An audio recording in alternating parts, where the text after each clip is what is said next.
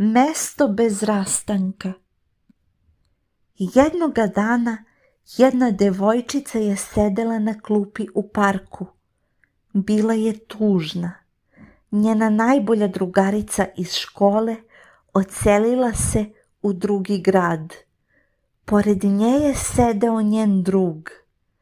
Nedostaje mi, tiho je rekla devojčica. Dečak je ćutao nekoliko trenutaka, a onda je tiho rekao: Znaš, moja mama mi je jednom ispričala da postoji mesto gdje više nikada neće biti rastanka. Devojčica ga je iznenađeno pogledala. Stvarno? Da, tamo niko ne govori s Bogom, tamo se svi raduju što su ponovo zajedno. A ko je napravio to mesto? Upitala je. Dečak se nasmešio. Mama mi je rekla da je jedan čovek obećao da će doći po one koji mu veruju. On je otišao da im pripremi dom.